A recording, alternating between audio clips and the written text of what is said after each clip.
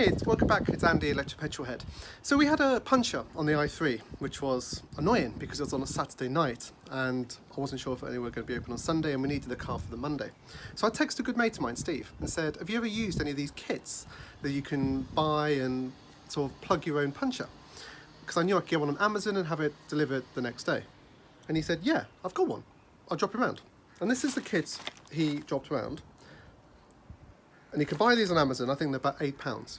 And in my opinion, everyone should have one of these in the car. So the idea of these kits is this is not supposed to be a perfect repair. This is ideally just enough to get you to a garage, or maybe you can use it for a week. But we've just done about 50 miles in the i3 and it's absolutely spot on. I fixed it very quickly on the i3, but I thought, you know what, I've got an old tyre in the shed. I'm going to demonstrate how it works, talk through it, and we'll go through the kit. So I've just shoved a nice big screw into this tyre. And what we have in the kit is, first of all, is this spike, for want of a better word. And the idea of this is it's to clean up the hole. Then you have the actual sort of rubbery compound, gluey compound that you use to plug the hole. Then you have this, which you can see I should really clean up, but this is how you get the compound into the hole. And then just a little Stanley knife just to tidy up, and some instructions. The only thing it doesn't come with is some pliers, and I think it's useful to just chuck a cheap pair of pliers in the bag, because certain screws you can be unscrewing them if you had a screwdriver on you, but they wouldn't come out easily. So maybe a screwdriver and a cheap pair of pliers. Anyway, let's get on with this. All right, let's get this screw out, which is easier said than done.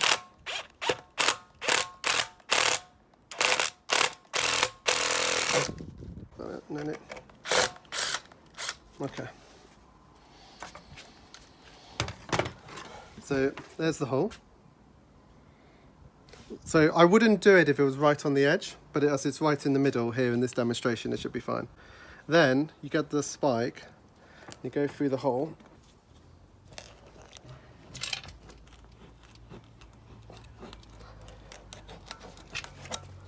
Okay, so that's then a bit of a cleaner hole. Then this is the sort of compound, which is really sticky, as you would expect.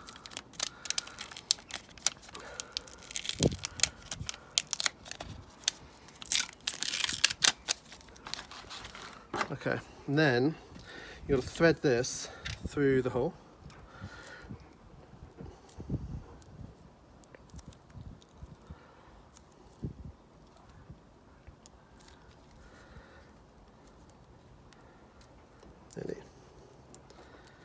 Which, although you think it's going to be impossible when you first try, it's not actually that bad.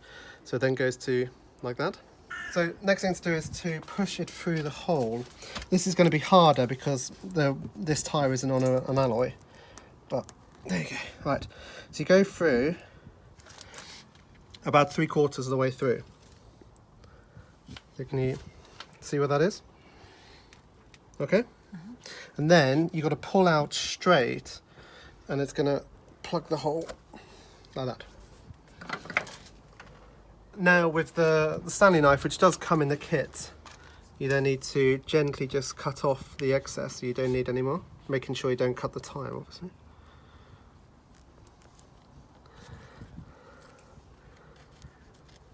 Okay, and then obviously that will get worn down really quick when you go for the first drive.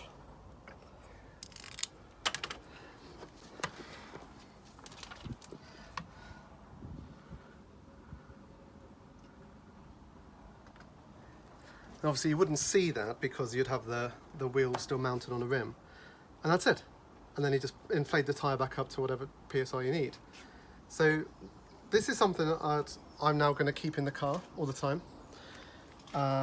It's simple, it's quick, you could do it anywhere. Just make sure you have some pliers, and make sure whatever you need to get the wheel off the car you have, because with the i3 it only came with one of those tyre goo canisters and an inflation pump.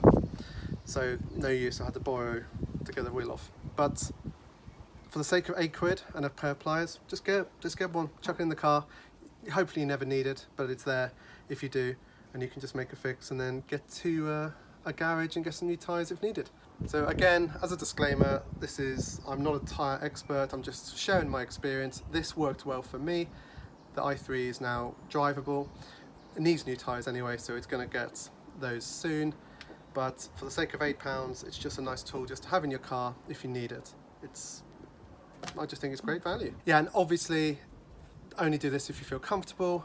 Understand it beforehand, get an understanding of the kit, make sure you've got all the tools you need to get the wheels off the car, and make sure you understand how to reset any sort of tyre pressure monitoring systems that your car may have. If not, just call the AA, it's easier, isn't it?